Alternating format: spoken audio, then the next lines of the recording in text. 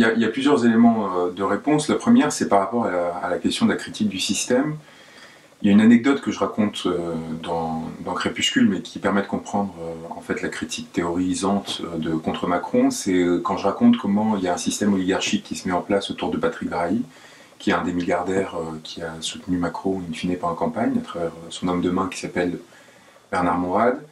Et je montre en fait comment ce système oligarchique qui consiste pour un milliardaire à racheter des médias pour s'acheter une influence politique au sein d'un espace démocratique, a été d'abord construit pour soutenir François Hollande. Et en fait, au moment où François Hollande, pour des raisons diverses, n'a pas été en mesure de se présenter à l'élection présidentielle, ce système qui existait a dû trouver une forme de nouveau preneur. Donc en me concentrant sur Macron, j'essaie de montrer, enfin je prends Macron pour montrer comment fonctionne, de façon systémique pour le coup, notre démocratie aujourd'hui. Après, il y a quand même des spécificités à Emmanuel Macron qui touche tout d'abord à son parcours personnel, qui qui est assez novateur dans le sens où pour la première fois, il permet de court-circuiter tous les processus d'intégration qui normalement s'appliquaient aux hommes politiques. En fait, il y a deux façons d'avoir. Il y a plusieurs regards à avoir sur le système. Soit on y croit, le système démocratique français aujourd'hui. Soit on y croit et à partir de là, on considère que jusqu'à Jacques Chirac à peu près, nolens volens, il y avait toute une série de garanties minimales qui étaient octroyées, qui faisaient que même si on savait très bien qu'il y avait toute une grande partie de comédie, de croyances, d'artifice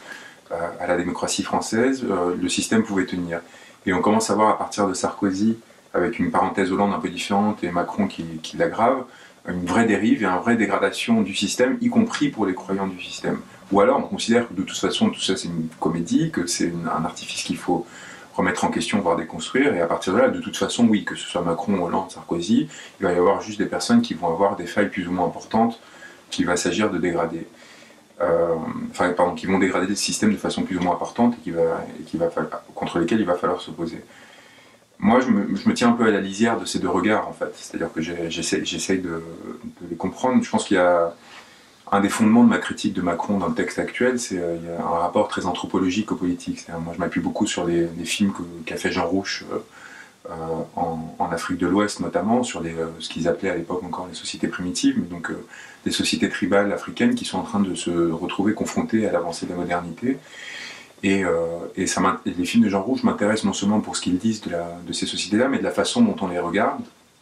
C'est-à-dire, il y avait quand même une distance très forte qui était imposée dans le sens où on continuait à croire que tous les rituels, toutes les étrangetés qui habitaient ces mondes, toutes les croyances, créer une distinction, une différence entre eux et nous. C'est-à-dire que nos rituels à nous, théoriquement, ne seraient pas du tout artificiels, irrationnels, etc. Alors ce que j'essaye de déconstruire en fait dans Contre Macron, c'est aussi ça, c'est cette idée qu'en fait l'élection présidentielle en soi c'est une absurdité complète et que s'il n'y avait pas une sorte de travail de labourage extrêmement fort des consciences et du sentiment d'appartenance collectif à une entité que l'on a décidé d'appeler France, n'importe quelle personne qui n'appartienne pas au système de valeurs qui est dominant aujourd'hui en France mais aussi dans une grande partie du monde, se dirait mais c'est complètement aberrant quoi. C'est-à-dire quoi que dès le moment qu'il y a 50% plus une personne d'un corps électoral donné qui lui-même a été appelé à se prononcer après toute une série de rituels initiatiques qui se succèdent, qui sont extrêmement codifiés, dont l'accès est extrêmement régulé, comment est-ce qu'on peut croire qu'il y a une rationalité derrière tout ça alors qu'en fait il y a un pur artifice qui se constitue et ce à quoi on assiste n'a rien à envier, enfin aussi il y a beaucoup à envier aux cérémonies, par exemple, encore une fois, des tribus que filmait Jean Rouch, et elle a beaucoup à leur envier parce qu'elle a perdu tout son rapport à la magie, c'est-à-dire toute son acceptation du fait que tout cela n'est qu'une affaire de croyance. C'est-à-dire que dans beaucoup de sociétés encore, on accepte une part d'irrationnel parce qu'on accepte que ce qu'on est en train de mettre en place n'a pas de fondement dans le réel nécessairement. Et on accepte parfaitement de se laisser emporter parce que ce qui est le plus important, et je pense qu'il y a une conscience beaucoup plus forte dans d'autres territoires que dans le nôtre, du fait que tout ça est finalement affaire de croyance et d'adhésion. Chez nous, il y a cette obsession de prouver qu'il y a une sorte de rationalité, qu'elle soit scientifique ou autre, qui ferait que non, il n'y a pas de croyance. Tout cela ne repose pas sur la croyance, mais sur une évidence, sur une forme encore une fois, de rationalisme cartésien, ou en tout cas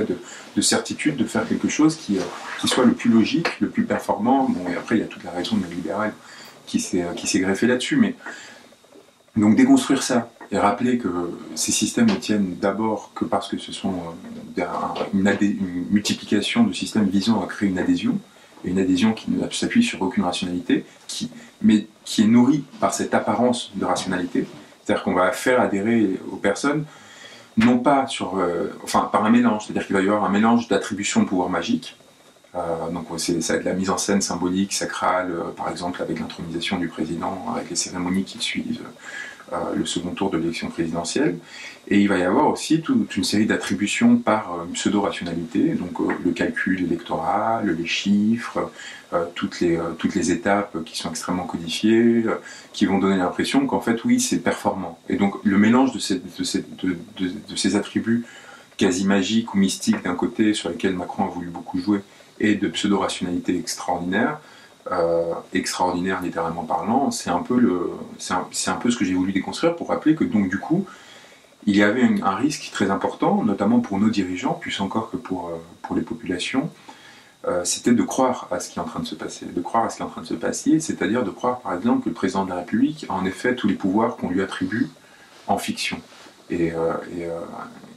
alors que le président de la République, c'est ce que j'essaie de détailler, n'est là que pour, comme tout souverain en fait, résoudre la conflictualité sous-jacente. Une société, c'est un composite d'intérêts, de relations, de rapports sociaux qui tentent de trouver résolution, enfin qui sont dans un rapport de conflictualité évidemment, et qui tentent de trouver résolution. Donc il y a toute une série de résolutions intermédiaires qui interviennent au sein de la société, et notre système qui est très pyramidal, très hiérarchisé, donne à la présidence, à l'élection présidentielle et le pouvoir qu'on attribue derrière au président, la fonction de valider et de recréer du consensus, c'est-à-dire de valider l'ensemble de ces résolutions de conflits qui, à des échelles intermédiaires, parsèment le pays qu'on a considéré être la France. Donc c'est ce qui fait qu'on a un système très aggloméré qui a mis des siècles à se constituer, mais qui fait que, in fine, le président de la République n'a que cette fonction-là, d'autant plus qu'en plus il est distingué dans notre Constitution, à mon avis, c'est pas sans hasard, de celui du Premier ministre, donc c'est de celui qui est censé gouverner, c'est-à-dire orienter l'ensemble de ces sous-ensembles, justement. Et là, je pense que Macron a une confusion fondamentale sur son rôle. En fait, Chirac était peut-être celui qui avait le mieux compris la présidence de la République sous la Ve République, c'est-à-dire quelqu'un qui comprend qu'il n'a pas il a une autonomie de décision extrêmement faible, qu'il doit s'appuyer sur la société, la laisser le porter, tout en l'encadrant dans un système oligarchique qui lui a permis de propulser avec toute une série de corruptions et de défense d'intérêts divers. Macron croit à la magie que le système a mise en place pour séduire les citoyens. C'est-à-dire, et pour séduire, en fait. Or, lui appartient à cette caste qui est instituée comme caste, et je le prends vraiment, encore une fois, au sens anthropologique ou sociologique du terme, pas au sens politique ou en tout cas dénigrant.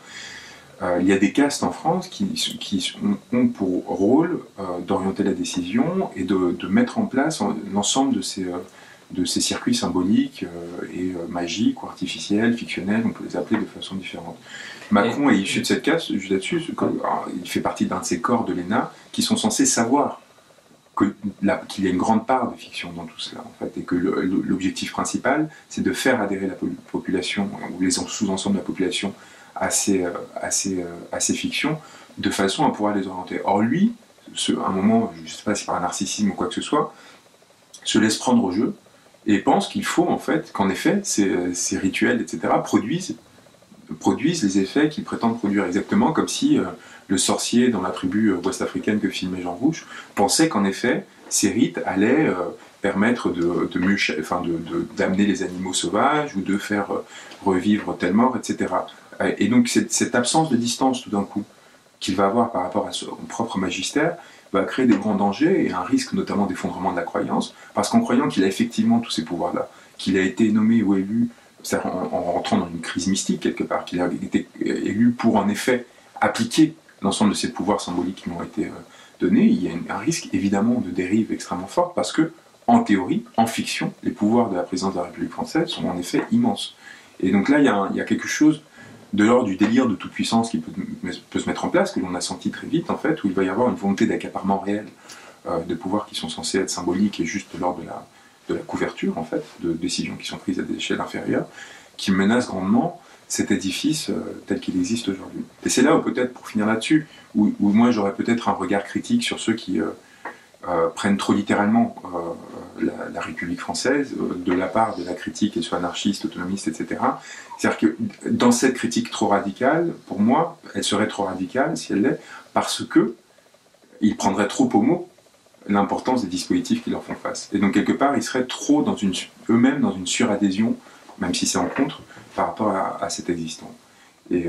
donc ma déconstruction, elle vise tout d'abord à exiger une clarification. C'est-à-dire et pour moi, la seule conclusion possible, c'est qu'il faut sortir cet être de la position dans laquelle il est aujourd'hui, parce qu'il est devenu menaçant, parce qu'il n'a plus du tout cette capacité à prendre de la distance par rapport à son magistère. Et comme par ailleurs, il y a quelque chose de très étrange de fusion de les deux, quand Horowitz a parlé des deux corps du roi, c'est quelque chose qui a été énormément, qui a été très mal interprété, complètement délavé dans sa puissance initiale. Mais il y a quand même cette idée à un moment de dire que cette incarnation du corps de la nation qu'il est censé porter, il y a une confusion très forte chez Macron et très perturbante, c'est-à-dire qu'il pense que lui, en tant qu'individu, incarne la nation, non pas seulement en tant que roi, en tant que fonction, roi, président,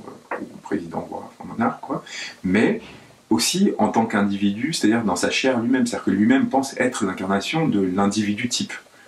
Et il pense être l'homme qui a réussi parfaitement, qui devient un modèle à suivre, et qui du coup va devenir doublement écrasant parce qu'il va croire fondamentalement dans le fait qu'il doit habiter les oripeaux du roi, ses habits, et vraiment saisir complètement cette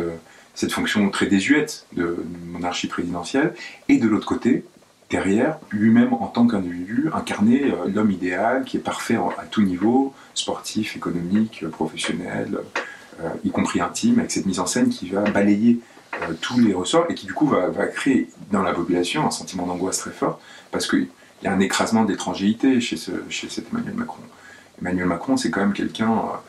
c'est une inexistence finalement, quoi. C'est l'homme moderne par excellence, c'est-à-dire qu'il adhère à tous les clichés, à tous les canons de l'existence sans laisser place à un quelconque trouble, à une respiration de quelque ordre que ce soit. Donc si en plus on nous impose, au-delà du pouvoir autoritaire politiquement parlant, un modèle individuel extrêmement écrasant de par son individualité, il y a évidemment quelque chose qui devient très vite oppressant et qui appelle à un renversement, et y compris, à mon avis, toutes les pulsions de violence qu'on voit vis-à-vis du corps de Macron, ces simulacres d'exécution, ces exigences à chaque fois de Macron démission, mais derrière, on voit bien qu'il y a de la pulsion de meurtre en jachère, quoi. Il y a quelque chose, en fait, d'un faire-violence extrêmement fort. À mon avis, c'est lié à cette condensation complètement délirante qu'il a essayé de mettre en œuvre, que ce soit par narcissisme, par immaturité, ça c'est pas intéressant, en fait. Mais dans les faits, il crée une figure politique qui est très dangereuse.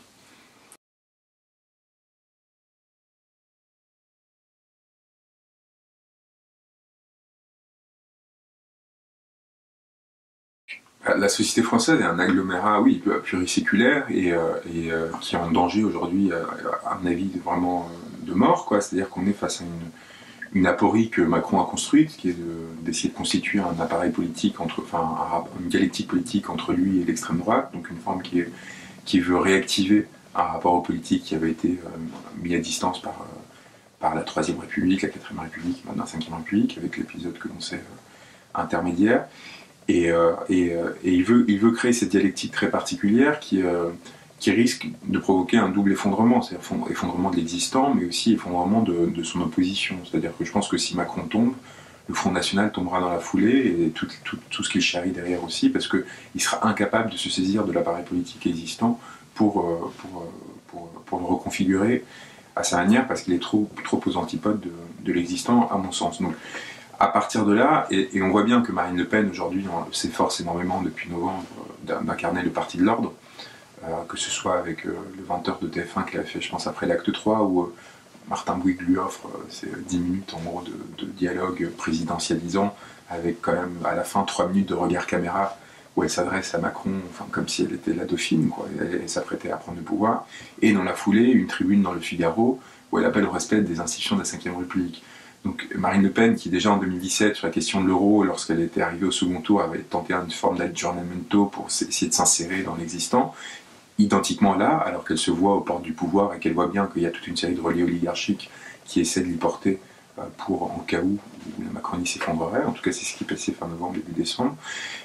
essaie de se fondre dans un moule qui ne l'absorbera pas, à mon avis. Elle n'y arrivera pas, et donc à partir de là, il y a voilà, il y a un double effondrement qui...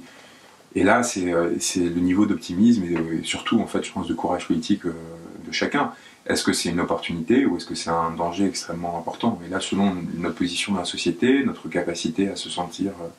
en possibilité de se saisir d'opportunités que nous donneront cet effondrement, est-ce que l'on veut le souhaiter et le provoquer ou non? Moi aujourd'hui, dans la position actuelle où je me suis quand même éloigné de Mélenchon au moment où naissait cette contestation, de façon assez radicale, en disant que j'étais absolument pas d'accord avec la position qu'il était en train d'adopter. Et si je me suis rapproché des Gilets jaunes, intellectuellement parlant d'abord, et de plus en plus dans l'action, c'est parce que je considère que cet effondrement doit avoir lieu. Mais dans l'idéal, évidemment, il faudrait qu'il ait lieu de façon contrôlée, c'est-à-dire qu'il y ait une destitution par gradient du pouvoir macronien et du pouvoir de la Ve République, en fait, cette sorte de présidentialisation complètement délirante dans laquelle s'est enfoncé notre pays. Et donc dans l'idéal, moi j'aimerais qu'il y ait, non pas une dissolution sèche comme le demande Mélenchon, mais une dissolution avec destitution d'une nouvelle, enfin avec l'Assemblée qui se constituerait dans la foulée, qui se constitue en constituante. Et à partir de là, du coup, on aurait un espace transitoire au sein de l'institution existante pour, dans la foulée, amener à la fin du pouvoir de Macron et à une forme d'effondrement contrôlé, sans qu'on en ait à passer par une phase de chaos politique qui permettrait soit des groupuscules d'extrême droite, soit l'extrême droite, soit à des pouvoirs autoritaires de s'imposer au reste de la population sans que la population ait pu se refonder politiquement. Après, si on se retrouve dans une configuration juste de faux effondrement, c'est-à-dire dans laquelle, en gros, à terme, on se retrouve avec l'extrême droite qui prend le pouvoir à la place de Macron, il va y avoir une destitution de facto du pouvoir. C'est-à-dire que les communautés politiques vont se réorganiser à leur échelle. Il va y avoir une montée du municipalisme, il va y avoir une montée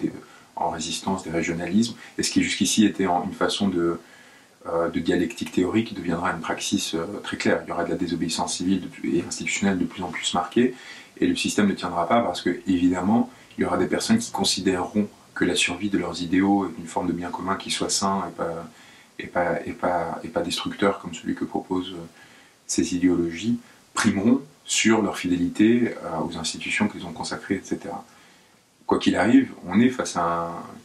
un mouvement de reconfiguration politique majeur. Ça, j'en suis complètement certain, et je suis certain qu'il l'a provoqué involontairement, par suradhésion au système, justement, par inconscience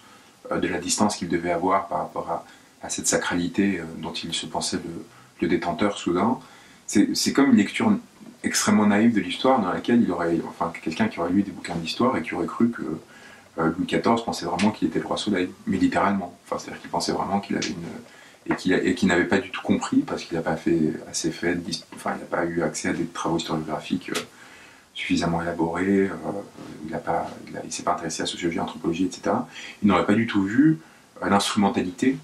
du discours politique et l'instrumentalité de la symbolique du pouvoir, en fait. C'est quand même intéressant comme naïveté. Je pense, quelque part, ça a probablement créé une forme d'adhésion très forte, même si c'est très minoritaire au sein de la population. Je pense qu'il y a des gens qui ont été emportés par cette naïveté, par tout d'un coup cette sorte de croyance absolue dans quelque chose de finalement délirant, quoi. Et en ça, il y a quelque chose, pour le coup, de très populiste, mais encore une fois, je pense involontairement chez Macron. Il n'y a aucune distance entre il n'y a aucune élaboration, en fait, dans son discours, quoi. C'est vraiment, là, c'est très facile, peut-être un peu vulgaire, mais c'est vraiment un gamin qui a été couronné président sans rendre compte que l'enfant roi n'existait pas, quoi, et qu'il ne pouvait pas exister.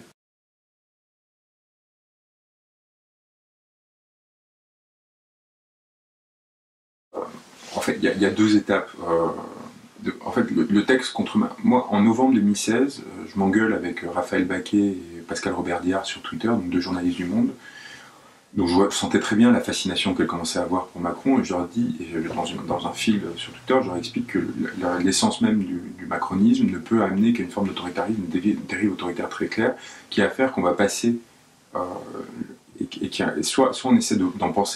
penser la nature de ce pouvoir, soit on allait se retrouver dans une situation où on allait courir derrière chacune des dérives autoritaires l'une après l'autre, dans une course sans fin dans laquelle en fait, le journalisme n'aurait pas du tout du coup, son rôle de contrôle, parce qu'il serait en fait en permanence en train après coup, de tenter de déconstruire quelque chose qui lui échapperait parce qu'il n'aurait pas essayé d'en voir la continuité. Et donc ce travail d'intellectualisation du rapport politique n'a pas du tout été mené par les médias à l'époque, Et il répond à des choses très simples pourtant, hein. C'est la propulsion de quelqu'un qui n'avait pas du tout de rapport au politique, dans le sens de l'élection ou quoi que ce soit, par toute une série de dispositifs de cooptation au sein d'une élite qui est oligarchisée, mais au départ, avant même ça, la propulsion de l'élite au sein de par sa réussite à un concours, puis son entrée dans un certain corps qui ensuite lui permet d'avoir accès à des ressources capitalistiques, qu'elles soient sociales, économiques ou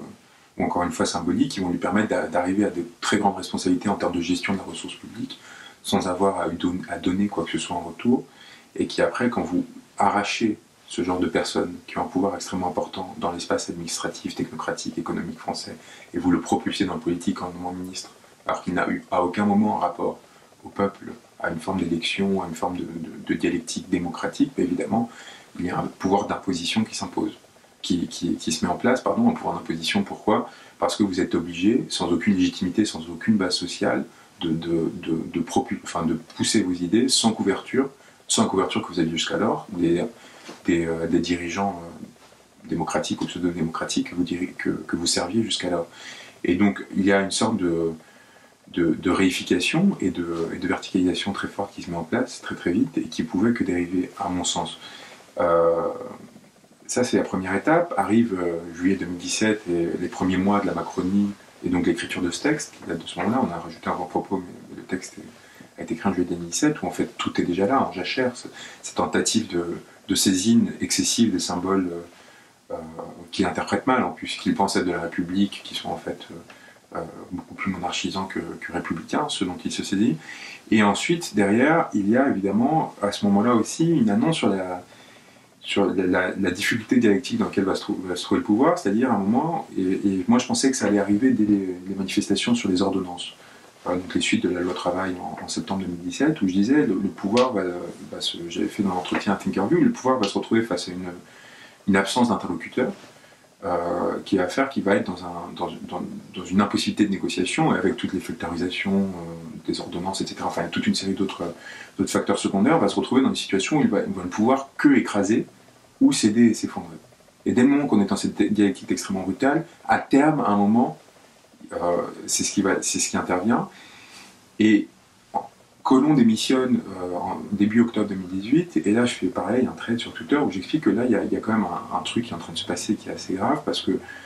en fait Collomb, avec Ferrand et quelques autres, et Le Drian notamment, c'est des gens qui viennent donner des baronnies locales à Emmanuel Macron, mais qui viennent les lui prêter. Le pouvoir de la droite, c'est toujours constitué sur deux mamelles. En fait, il y en a une, c'est l'oligarchie financière parisienne, qui vous permet de vous propulser, de sélectionner les personnes qui vont mieux représenter leurs intérêts, et il y a un contrepoids. Et ce contrepoids, c'est les baronnies locales qui, s'appuyant sur tout un réseau d'élus, de maires, etc., permettent de tenir la population, notamment en s'appuyant en fait sur toute une forme de rapports sociaux qui font que le notable de province a encore une sorte de primauté dans l'organisation politique du territoire. Et a encore sur une grande partie de la population une influence réelle qui va lui permettre d'indiquer vers où la bienséance devrait amener à voter. Une sorte d'héritage comme ça qui n'a pas été complètement soldé du fonctionnement aristocratique et féodal français. Et donc, ces baronnies faisaient contrepoids à l'élite parisienne, à l'oligarchie parisienne, dans le sens où elles empêchaient un pillage généralisé du pays. Parce qu'évidemment, il faut recevoir des prébendes pour à son tour asseoir son pouvoir. Lorsqu'on est un notable, un des barons locaux qui sont institués, quand vous êtes à Lyon, vous êtes à Bordeaux, etc., vous avez besoin de recevoir de la capitale une partie de ce que vous leur versez pour vous-même vous asseoir et pouvoir alimenter vos réseaux, et les communes qui sont vos appuis. Donc, pendant des années, la droite classique, le RPR, en gros, s'est appuyé sur ce fonctionnement qui est quand même assez équilibré, qui évidemment se fait au détriment quand même d'une société égalitaire, avec beaucoup d'inégalités, avec une grande discrimination sociale, et même une ségrégation importante aussi en termes spatiaux, avec une hiérarchisation de la société assez atroce, mais qui, en termes de stabilité, amène une grande stabilité politique. Macron n'a pas le temps de constituer ça. Donc en fait, il va emprunter les baronnies locales à la droite et à la gauche, et il va les absorber dans son mouvement en tant que candidat de substitution entre 2016 et 2017, qui va faire que, désorientés, ces baronnies vont se chercher un nouveau relais au sein de Paris pour pouvoir maintenir leur pouvoir et en même temps l'alimenter en taux. Sauf que la grande difficulté de la Macronie par rapport au pouvoir de droite classique, c'est que ces baronnies sont empruntées. Elles n'ont pas été constituées par lui. Donc elles ne lui doivent rien. C'est-à-dire que dès le moment qu'elles ont acquis ce qu'elles avaient à acquérir à Paris, elles peuvent se désolidariser. Or, dès le moment qu'elles se désolidarisent et qu'elles partent, comme Colomb, comme Le Drian qui s'apprêtait à démissionner en fait au moment où les Gilets jaunes ont commencé, eh bien il y a une vrille, d'abord parce qu'il y a une déstabilisation, c'est-à-dire que la Macronie se retrouve sans base sociale, même si c'était une base sociale pourrissante, c'était une base sociale. Là, il se trouve en surplomb, quoi, et en surface aussi, c'est-à-dire il flotte, et ça c'est le premier problème, et l'autre évidemment, il y a une primauté donnée à l'oligarchie parisienne extrêmement importante. Et donc du coup on va avoir des politiques qui vont amener à alimenter les intérêts de ceux qui ont constitué Macron et qui continuent à le défendre, donc les puissances financières comme Xavier Niel, Bernard Arnault, etc. Donc les politiques publiques qui vont être adoptées, comme il n'y a plus de contrepoids, les provinces qui disent attention, n'allez pas trop loin, les autres territoires qui... L'argent de l'État vient de là, vient de la taxation de ces dizaines de millions de personnes, même s'il y a une concentration capitalistique très très forte au sein de Paris qui fait que ces élites parisiennes ont une primauté et une importance particulière, elles dépendent quand même de l'irrigation que lui apporte le reste du territoire. Et bien dès le moment qu'il n'y a plus cet équilibre, en fait, et c'est ce qui arrive très vite, on a sur un déséquilibre de politicité avec du coup l'adoption de politiques publiques en faveur des plus favorisés, des plus riches et des plus puissants très rapidement. Et sans ce contrepoids, et bien évidemment, il y a un déséquilibre qui à un moment fait que il y a une dérive, et la dérive c'est quoi? C'est la taxe carburant. On se retrouve avec la volonté de taxer 50 millions de personnes pour financer une mesure qui va alimenter quelques milliers de personnes, des actionnaires des grands groupes qui sont en fait déjà favorisés. Donc vous voyez, il y a un transfert de ressources entre à peu près 30 à 40 millions d'automobilistes, si on rajoute leur famille, c'est quasiment la France entière, à qui on va enlever encore une part de ressources, après les APL et compagnie, etc., pour financer le CICE. C'est ce qui a été révélé par les Macron Leaks. Donc c'est-à-dire pour financer des allègements de charges pour les grandes boîtes qui vont reverser ça en dividendes auprès de leurs actionnaires. Et donc ce transfert de ressources n'a pas du tout été expliqué dans l'espace médiatique, c'est-à-dire qu'il n'y avait pas d'éléments qui nous permettaient, ni politiques, qui permettaient de le saisir. Par contre, il était intuitivement compris. Il était intuitivement compris, les Gilets jaunes se sont rebellés contre ça. On s'est rendu compte après avec les Macron Leaks, quelques mois plus tard, en décembre, j'ai découvert ça dans un des mails qu'on a révélé, que Alexis Kohler, le secrétaire général de l'Élysée, et Laurent Martel, le conseiller fiscal d'Emmanuel Macron, aujourd'hui à l'Élysée, pendant la campagne, discutaient de la taxe carburant en indiquant qu'elle servirait à financer le CICE et pas à la transition écologique comme ils nous ont raconté depuis. Et ils rajoutent cette phrase extraordinaire dans leurs échanges, on leur racontera des histoires, on pourra leur raconter des histoires. Donc en fait, il y a une arnaque qui n'est pas décelée par la caste qui est censée servir pour déchiffrer, enfin dont la seule fonction sociale est de déchiffrer le fonctionnement du pouvoir pour le redistribuer à la société, c'est-à-dire les journalistes, la société de l'information qui est nourrie in fine pareil. Enfin, c'est-à-dire qu'on attribue des privilèges, des ressources à ces individus, les journalistes, les journalistes principalement, mais aussi les hommes politiques quelque part, les représentants, pour servir d'intermédiaire entre le pouvoir et la population, pour fonctionner en termes de contrôle. Et donc on leur donne des ressources pour qu'ils soient bien formés, pour qu'ils fassent des écoles spécifiques, etc., pour qu'ils comprennent le langage et la technicité de ces débats et qu'ils puissent redistribuer ce savoir. Donc cette caste au sens neutre du terme, c'est-à-dire une part de la société qui est instituée avec des privilèges particuliers, des abattements fiscaux, un accès aux hommes les plus puissants du pays, les hommes politiques, les décideurs, etc., en échange de quoi? En échange d'une fonction sociale qui est censée être quoi? La redistribution d'informations. Ces personnes-là ne font plus leur travail. Moi, j'essaie de l'expliquer, cette fois pas dans Contre Macron, mais dans le Crépuscule, pourquoi factuellement ils ne font plus leur travail, en démontrant que justement, le rachat, des choses qui sont connues, mais de 90% de la presse écrite par 10 personnes, ils se trouvent être des milliardaires, qui se connaissent, se fréquentent, se rachètent leurs sorties particuliers, d'une envie, etc., font qu'évidemment, une oppression directe ou indirecte qui va réduire leur capacité à interpréter le réel, et qui d'ailleurs, in fine, va réduire la capacité des décideurs à saisir le réel d'eux-mêmes. Bref, cette case ne fait plus son travail, et donc évidemment, les Gilets jaunes, à un moment, c'est l'expression d'une révolte du peuple qui se sent trompé, qui ne se sent plus représenté, et qui, face à une entourloupe de trop peut-être, qui fait qu'il y a un poids excessif de la part de cet État, mais surtout de ce petit Paris, sur leurs finances, sur leur capacité à vivre, et à vivre dignement, décide de se rebeller, d'abord pacifiquement, puis avec une violence grandissante. Pourquoi? Parce que face à cette rébellion, on ne leur est renvoyé qu'un mépris de classe immense, ou en gros, mépris de classe de cette caste, qui est vraiment une forme de mépris de caste, on pourrait dire, qui leur dit « vous ne savez pas parler ». Mais évidemment qu'ils ne savent pas parler, puisque justement ils s'étaient défonctionnalisés, ils s'étaient défaits de leur capacité à parler, parce c'était des gens qui croyaient le plus en ce système, et croyaient le plus dans ces castes-là intermédiaires, qui étaient censés parler à leur place, interpréter des chiffres à leur place, pour leur livrer in fine un produit dont ils auraient à valider ou censurer à travers l'élection, mais qui les dépossédait de cette fonction-là. Pourquoi? Parce que par confort et pour d'autres raisons, il valait peut-être mieux fonctionner comme ça. Donc ces personnes-là, qui évidemment du coup doivent réapprendre à parler, doivent réapprendre à interpréter politique, doivent réapprendre à se saisir de ces matières-là, mais ils commencent dans un babil. Ils commencent avec une intuition qui est juste une pulsion de survie, c'est-à-dire de dire le droit à la vie digne et très vite rentre dans un rapport secondaire qui va être un rapport de crise de la représentation. C'est une fois que la question de la taxe carburant est posée, face à la réaction de cette caste, de dire mais non seulement vous nous pillez, mais en plus vous nous dégradez. C'est-à-dire que quand on réclame cette dignité-là, vous nous retirez cette dignité. Et c'est là où j'en viens à la veille de l'acte 1, où on m'invite à intervenir sur Arte, dans le 28 minutes de Arte pour parler d'affaires. Et il y a plusieurs choses qui se passent dans cette émission très particulière. Bon, d'une part, je dis que c'est essentiel de rompre l'étouffoir dans lequel la société a été plongée. Et si on peut parler contexte, ça c'est une toute petite parenthèse, mais tout ça intervient dans le cadre de la suite de la crise de 2008, c'est-à-dire d'une crise qui n'a pas été dite, où il n'y a pas du tout, justement en fait,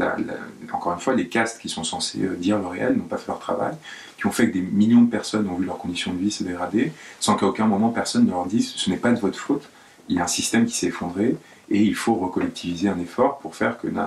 non, on s'est retrouvé avec un cumul de souffrances individuelles qui ont fait que des personnes ont perdu leur travail, ont vu leur salaire se réduire ou stagner, ont vu du coup leurs familles éclater et ont cumulé toutes ces souffrances individuelles sans aucun moment se rendre compte ou avoir accès à un réel qui leur permettrait de dire mais en fait c'est pas ma faute. Et donc à un moment, évidemment, ça crée une tension, une augmentation de la violence très très forte dans la société, une désolidarisation et un isolement de plus en plus fort, que les gilets jaunes viennent rompre. Parce que tout d'un coup, ils se rendent compte, mais non, j'étais pas seul. On était des millions à se retrouver dans cette situation-là, sauf que comme il n'y avait pas de politicité, comme il n'y avait pas de force politique qui rassemblait ces personnes-là, qui leur permettait de dire, ce qui s'est passé, c'est une dérive oligarchique avec la crise des subprimes et compagnie qui ont fait que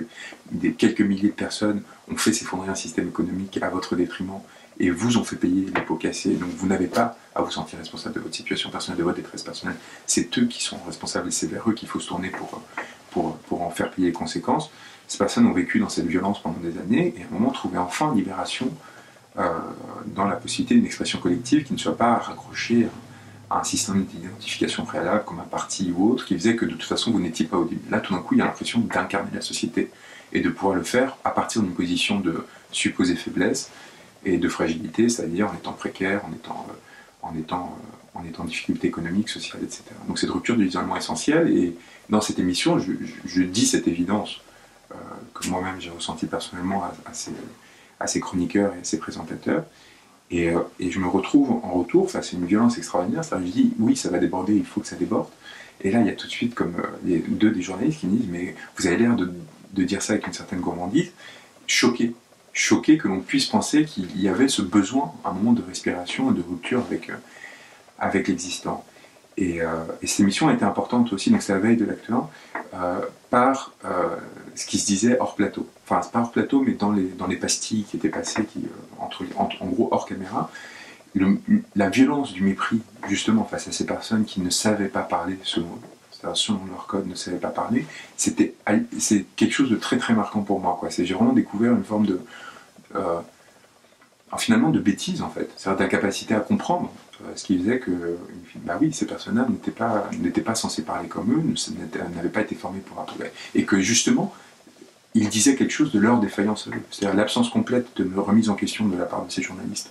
de leur responsabilité dans ce qui était en train de se passer était très importante. Et donc à partir de là, oui, la violence comme purgation, surtout une violence insurrectionnelle et émeutière comme celle que l'on a connue, qui est une violence d'une extrême intelligence. Il n'y a pas un policier qui s'est fait agresser en rentrant chez lui alors qu'il était seul par une foule ou une meute déchaînée. C'est pas du tout ça. C'est-à-dire qu'il y a eu un retour d'une forme de dignité extrêmement importante dans le combat politique, je trouve, à partir des Gilets jaunes. C'est une contention très forte, une violence qui en effet aurait pu être complètement déréglée, délirante, etc. Mais au contraire, une intelligence politique dans les cibles qui ont été prises et qui ont cherché en fait à réclamer, encore une fois, ce qu'on disait, cette forme de dignité, etc. Le transpalette qui rentre dans la porte du porte-parole du gouvernement, c'est peut-être un des gestes politiques les plus intelligents qui a été fait ces dernières années en France. C'est-à-dire qu'à un moment de dire, dans un hôtel particulier du 7e arrondissement de Paris, c'est-à-dire un lieu qui a été institué par la République pour lutter contre l'aristocratie, par le peuple. Donc le peuple a financé la construction ou le rachat, l'appropriation de cet espace-là. Le peuple y a déposé un représentant qui est censé porter sa parole pour s'opposer justement aux intérêts qui jusque-là l'exploitaient. Il y a quelqu'un qui parlait de la France qui n'est pas la sienne, qui est celle de ceux qui fument des gitanes et qui roulent le diesel et qui en fait déversait une morgue atroce au nom de la République française, au nom de ces mêmes personnes-là, et écrasait et rendait indigne de politicité, rendait indigne d'existence sociale ces individus-là. Et donc ce renversement symbolique carnavalesque, personne n'est allé chercher agresser Griveaux, personne n'est allé chercher Griveaux pour le tuer, le lyncher, etc., mais qui consiste avec un outil populaire qui incarne une forme de prolétariat comme un transpalette, un engin de chantier qui était dans une rue perpendiculaire, et qui vise juste à défoncer la porte pour dire cette porte énorme qui fait filtre entre vous et nous n'a pas lieu d'être, d'une part. Et vous ne pouvez pas vous enfermer dans nos palais pour nous dénigrer à partir de ces palais, parce que ce que vous êtes en train de devenir, c'est un aristocrate, c'est quelqu'un qui justement rentre dans un rapport politique où il va y avoir une distinction de l'essence des personnes selon leur classe sociale, et qui du coup va légitimer par là même l'exploitation des uns par les autres. Eh bien nous refusons, cet espace est ouvert, cet espace nous appartient, et nous avons le droit d'y entrer, et vous ne pouvez pas vous l'approprier. Ben, ce geste, c'est un geste extraordinaire. Parce qu'en plus, ce qu'il dit par la fuite de Benjamin Griveaux, qui apparemment est parti, selon le journal du Monde qu'il a accompagné, est parti en courant dans un tunnel avec son officier de sécurité paniqué à l'idée qu'il pourrait lui arriver quelque chose, cette peur fondamentale de l'autre dit quelque chose, de la fragilité du pouvoir, mais aussi d'une conception du pouvoir qui le fait se sentir menacé par des populations dont il sait très bien qu'elles sont parfaitement banales. Ce ne sont pas des personnes qui étaient pré-politisées et qui sont venues après prendre le pouvoir. Et il le savait très bien. Et pourtant, ou alors, c'est probablement cela qui lui faisait peur. Cette confrontation avec ce peuple sombre non parce qu'il est sale, contrairement à ce qu'il pense, mais à mon avis parce qu'il est beaucoup plus profond que lui, quoi.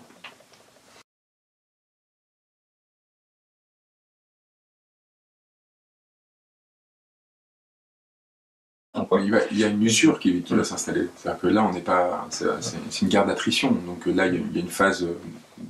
pulsionnelle d'inquiétude qui le prend. Ce qui dit encore une fois la couardise et la fragilité d'un être qu'il a démontré à plusieurs autres reprises, qui n'existe qu'à travers, en fait, qui n'existe dans son courage qu'à travers sa fonction et non par une qualité intrinsèque ou un rapport au monde qui lui aurait permis de construire ce courage. Il n'a jamais été en rapport au monde, il a toujours été protégé par les institutions à lesquelles il a adhéré. Il ne s'est jamais confronté à la vie nue, pour reprendre des mots d'Agamben. Il ne sait pas ce que c'est, en fait, quelque part. Il n'a aucune idée de ce qu'est le rapport de chair vis-à-vis de l'autre. Cette couverture permanente que cet être a mis tout au long de sa vie sur son rapport au tiers, et du coup cette inhibition du rapport à l'altérité qu'il a est très très importante. Ça ne va pas s'arrêter. Ce tremblement pour lequel on veut me mettre en prison potentiellement, c'est-à-dire pour lequel j'ai été signalé au procureur par la porte-parole de la République En Marche, ce tremblement auquel j'appelle chez ces gens-là ne fait que commencer. Ne fait que commencer, et ce tremblement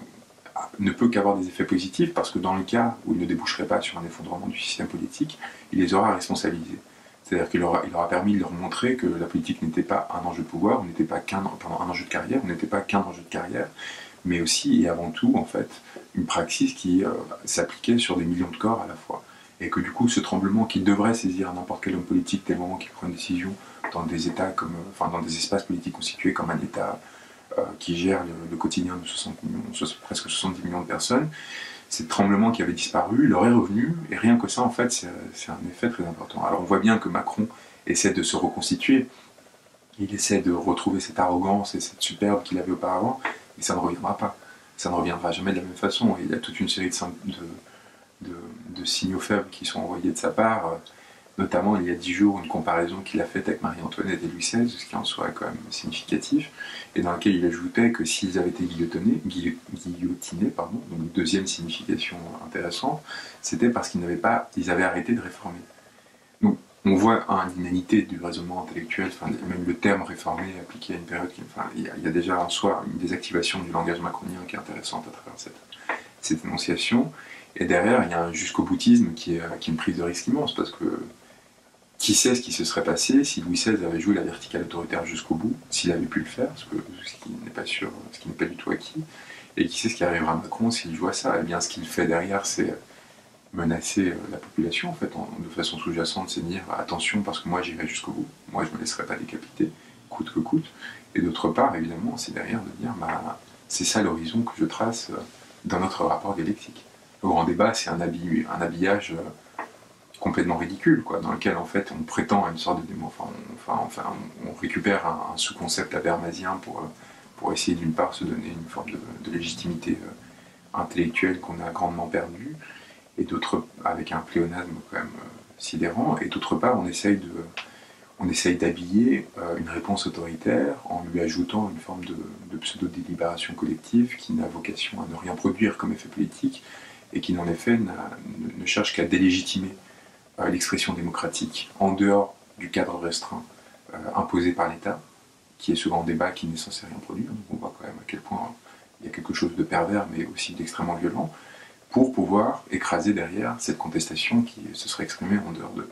celui-ci, avec d'autant plus de légitimité. Et donc ce piège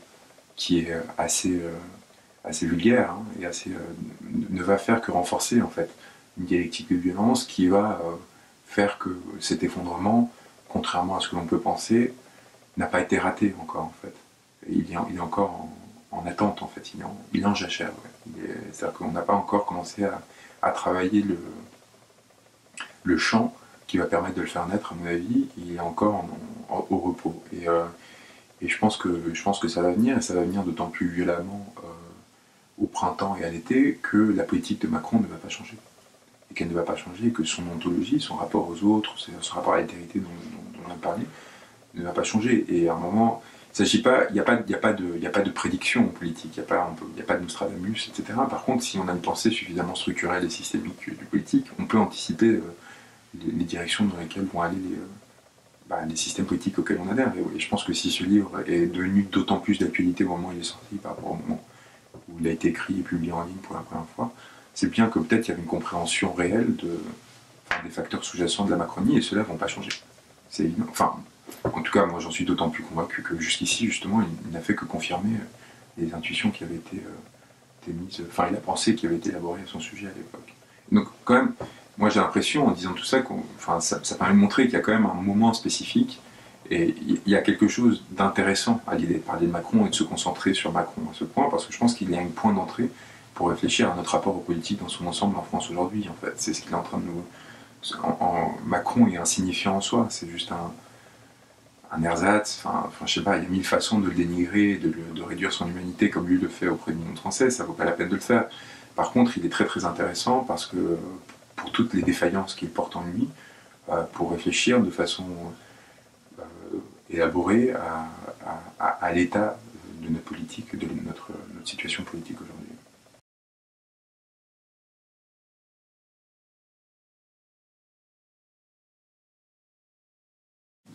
Je sais que c'est assez insupportable à entendre pour certains, mais il y a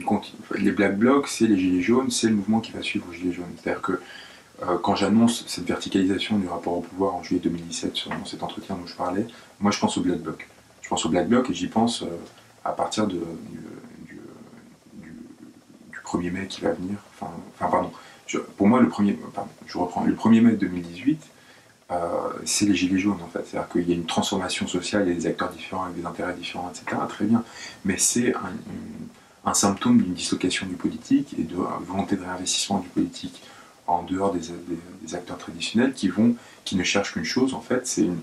un bouleversement du système établi. Donc à partir de là, que les gilets jaunes sous leur forme actuelle obtiennent cette bascule, ou que ce soit le mouvement d'après qui va naître dans quelques mois, comme quelques mois auparavant,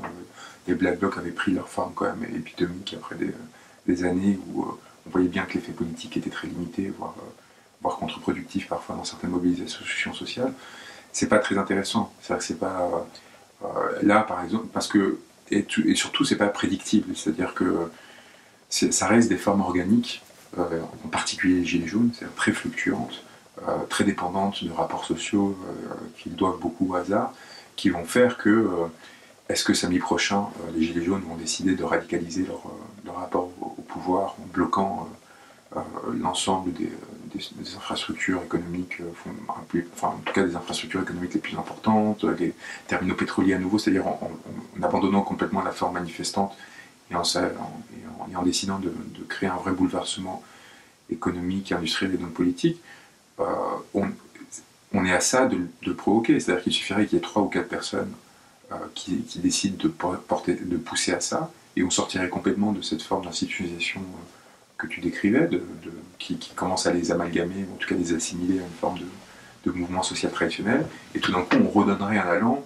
assez bouleversant à ce mouvement-là. Et ça peut arriver. Ça peut arriver ou ça ne peut pas arriver. C'est des questions vraiment, c'est des frictions, des fluctuations, et il y a une plasticité tellement forte dans ce mouvement aujourd'hui que tout est possible. Ce qui est sûr, c'est que si ça n'arrive pas, que si le mouvement s'essouffle parce que ses principaux porte-voix n'auront pas eu l'intelligence qu'ils ont eu jusqu'ici, c'est-à-dire de renouveler en permanence la forme d'action. Là, en l'occurrence, ce samedi, c'était la manifestation pour les blessés. Enfin, il y a quand même une volonté, c'est-à-dire là, il y avait une volonté d'écrasement symbolique du pouvoir en disant on est intouchable à travers cette manifestation, vous n'avez pas le droit. Et ensuite, on voit bien que quelqu'un qui décide ce samedi de faire ci, le samedi d'après va vouloir aller quelque part d'autre qui sera probablement plus radical politiquement parlant et dans la forme d'action. Donc moi, je crois à l'intelligence de ce mouvement, donc je crois à sa capacité à comprendre qu'ils ne peuvent pas aller sur cette voie, et donc à faire basculer la mobilisation et toutes les personnes qui sont prêtes à les suivre, des dizaines de milliers de personnes, vers ces autres formes de mobilisation. Si ça n'arrive pas, le mouvement soit s'étouffera, soit s'épuisera, soit s'installera dans quelque chose de beaucoup moins actif dans le rapport à l'État central, et beaucoup plus décentralisé, et beaucoup plus productif à des niveaux locaux. C'est ça qui redeviendra la part principale du mouvement, et quelque chose naîtra. Dans quelques semaines, quelques mois, quelques années éventuellement, même pas, je pense. Enfin, on est à un moment de rupture des formes politiques dominantes jusqu'alors, qui ne peut pas s'arrêter, qui ne s'arrêtera pas, et qui pense et fonctionne dans le système constant, pensant qu'il n'y a pas de crise politique et de légitimité fondamentale dans ce pays, ne comprend rien. Et je pense que Macron ne comprend rien parce qu'il continue à croire qu'il peut s'imposer par un surcroît d'autorité, et donc un réinvestissement, encore une fois, des formes primaires de ce système politique et de son apparence, au lieu de son réel, et donc de cette impuissance qui l'habite en fait, parce que ce système politique est impuissant et s'est organisé pour que cette impuissance permette de vivre en société de façon relativement libre et sans trop de pression. Et lui, à force de vouloir réifier pour sauver le système, ne fait que l'enfoncer en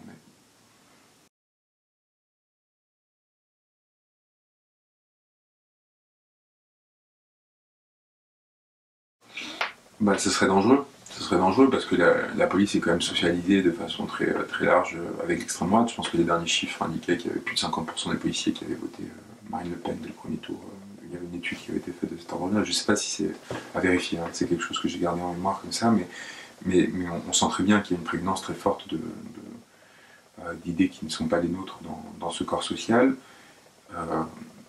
Moi, j'ai trouvé ça intéressant, cette sorte de focalisation soudaine et d'héroïsation, notamment de David Dufresne, qui avait fait tous les signalements des violences policières, par l'establishment, par ces mêmes médias qui, en fait, censuraient toute parole à cet égard et n'en avaient été complètement différents face à la dérive policière de ce mouvement, de ce pouvoir. Et j'ai trouvé ça intéressant parce qu'on voit bien à quel point ça sert l'ordre, en fait, de se concentrer sur le symptôme et non sur la causalité, sur ce qui provoque ces symptômes. En l'occurrence, c'est l'envoi d'une police à des fins politiques au contact avec la population. C'est l'instrumentalisation politique d'une police qui ne sert plus à maintenir l'ordre, à maintenir un cadre institutionnel, mais des intérêts politiques d'un gouvernement. La police a été envoyée au contact de la population pour que le gouvernement n'ait pas à céder sur le fond de sa politique, et uniquement pour cela. Et donc, évidemment, dans une situation comme celle-ci, il ne peut y avoir qu'une montée en tension extrêmement violente qui va faire que, par ailleurs, la police, on lui laisse une marge de manœuvre qu'on ne lui aurait pas laissée auparavant, parce qu'évidemment, c'est la seule façon de faire tenir le truc, c'est la seule façon de créer une soupape qui fasse que la police ne se rebelle pas contre le gouvernement en disant qu'est-ce que vous nous faites faire, en leur disant allez vous amuser en quelque sorte. Et donc, se concentrer sur l'interdiction du LBD, etc., c'est vraiment aller chercher le symptôme sans essayer d'en comprendre la cause et sans essayer de traiter la cause. Et la cause, c'est évidemment une crise politique et de légitimité majeure qui a fait que c'est la dérive. La dérive autoritaire, c'est pas le LBD. C'est le fait d'utiliser la police pour écraser un mouvement social, ce qui n'avait pas été fait en fait récemment. À part, la dernière fois que c'était fait, c'était en banlieue en 2005. Où en fait on a un rétablissement de l'ordre par l'écrasement, avec du coup la déclaration d'état d'urgence. Ça avait été un peu le cas dans la loi travail, c'était la première dérive, c'est-à-dire à nouveau il y avait quelque chose de l'ordre de... Mais là on a quelque chose de beaucoup plus fondamental, c'est-à-dire qu'il y avait encore une interlocution possible dans la loi travail. Elle était complètement dégradée, ce qui a expliqué la montée en tension très forte, mais théoriquement, le Parlement avait encore un rôle à jouer, il y avait encore des relais activés au sein des forces politiques existantes pour empêcher cette adoption de cette loi. Cela a été court-circuité par le 49.3, donc ça a provoqué cette crise de légitimité très grave. Mais là, on est au-delà de ça. Là, c'est la raison même du régime qui est remise en question par cette pratique, et donc, nécessairement, ça provoque de la violence. Mais si on interdit le LBD, ce qui, à mon avis, est quasiment impossible dans l'état de rapport de force actuel, mais disons que si notre élite la plus éclairée, les plus progressistes de nos journalistes, hommes médiatiques, etc., nanana, hommes et femmes médiatiques, arrachent ça au gouvernement, ils ne changeront rien à la structure existante de ce pouvoir et à sa dérive autoritaire. C'est-à-dire qu'il y aura un effet de substitution qui fera que la violence passera par d'autres vecteurs pour écraser d'autant plus salement le mouvement social qu'il n'y aura plus l'apparence de violence qui avait été finalement concentrée sur cet objet symbole qui est le LBD. Et donc, à partir de là, moi, j'ai refusé d'entrer là-dedans, et je trouve qu'en fait, il y a un grand danger à rentrer dans un dialogue sur ça, sur vraiment la modalité, qui par ailleurs permet en fait au gouvernement de se défausser, c'est-à-dire à un moment de dire, bah, là, en gros, on essaie de nous faire croire que la police est devenue fasciste. Enfin, et que c'est ça le problème. Encore une fois, moi je pense que le problème est au-dessus de la structure policière qui de toute façon a les fondamentaux qu'elle a, hein, mais qui va justement voir sa nature être... On va laisser la police... comment dire ça? Oui, on va laisser la police révéler plus ou moins sa nature, selon qu'on a un gouvernement plus ou moins démocrate, plus ou moins républicain ou non, et du coup, en fait, ce lâchage de bride n'est pas de la responsabilité de la police aujourd'hui, la responsabilité d'une politique d'ordre qui était mise en place volontairement, et que donc à partir de là, il faut censurer au niveau politique, et non au niveau instrumental, technique, et râler pas crête, finalement, parce qu'on ne parle de rien en parlant des outils de maintien de l'ordre. C'est des débats spécialistes, on parle en politique, et on remonte en généralité le niveau de discours pour censurer en amont tout ce qui va amener in fine au fait qu'il y a un type éborgné parce qu'il y a eu un tir de LBD, etc. Soit on s'occupe à ce niveau-là seulement et on ne règle rien des causes systémiques qui font qu'il y a cette violence-là qui se produit.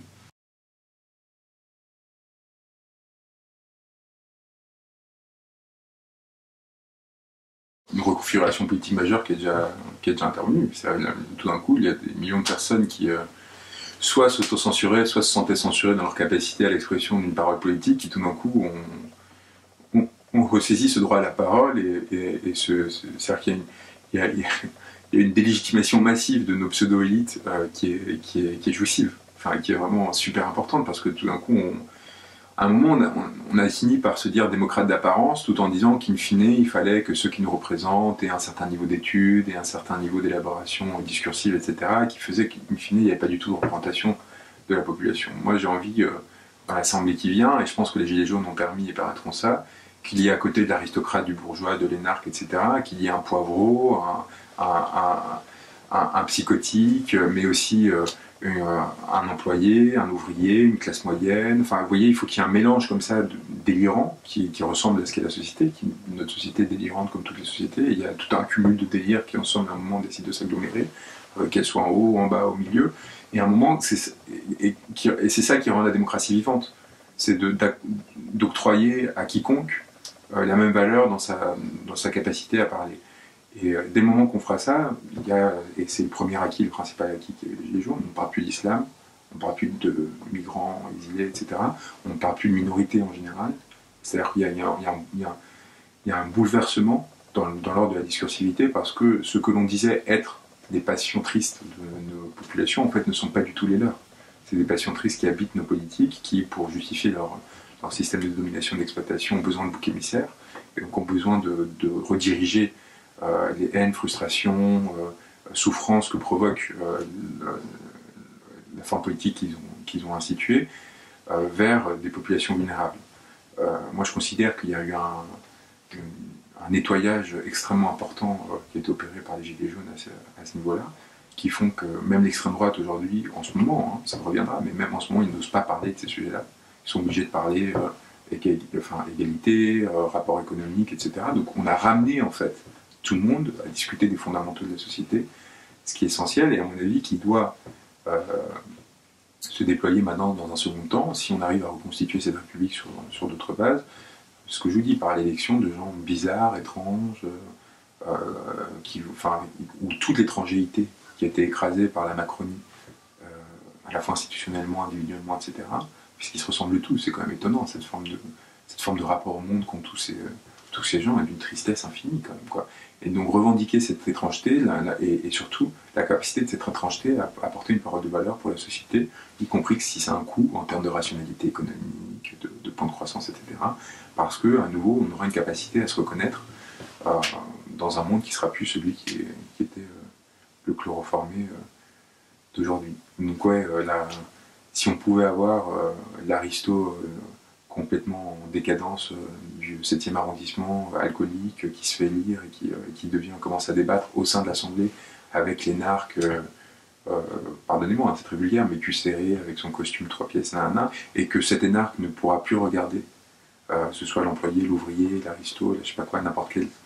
pseudo-décadence, avec son air de supériorité, parce qu'il est censé incarner une norme psychique, sociale, etc., qu'eux n'ont pas été en mesure d'adopter, et qu'au contraire, il y aura une capacité à revendiquer ces différences et cette étrangeté face à ces gens-là, je pense qu'on aura énormément gagné. Et moi, je pense que les Gilets jaunes, c'est avant tout dire on est vos égaux. Qui qu'on soit, quel que soit le stigmate que vous tentez d'appliquer sur nous, ce rapport d'égalité fondamentale, on réclame, on revendique, et on est même prêt à s'amochir en portant ce gilet dégueulasse pour vous l'envoyer à la gueule, quoi. Et pour vous dire, bah oui, ça reste nous, et ça reste la France, et ça reste une république, et vous ne nous impressionnerez plus. Cette beauté, parce que c'est vraiment une beauté qui émane de tout ça, qui fait que je pense que ça a un effet qui va bien au-delà du politique au sens politicien, c'est-à-dire qui provoque un changement des rapports sociaux très très important. Alors on me raconte encore, quand j'étais en Bretagne encore il y a quelques jours, il y a encore une haine de classe, il y a encore des riches qui ne sont pas affectés par ce rapport, qui qui enlèvent leur vitre fumée pour dire salaud de pauvre, enfin on m'a vraiment raconté que ça arrive encore sur le rond-point ou d'un lieu. Mais par contre, ce qui a changé, c'est que l'affect qui est reçu de cette violence n'est plus du tout le même. C'est-à-dire qu'il y a une souverainisation du rapport à ce mépris de classe, et du coup de contre-coups qui peuvent être envoyés, qui est rassurant pour quiconque ne se sent pas menacé par le monde, en fait. Quiconque est en vie quelque part, et quiconque ne se sent pas menacé par une idée réelle de démocratie, d'égalité, d'engagement.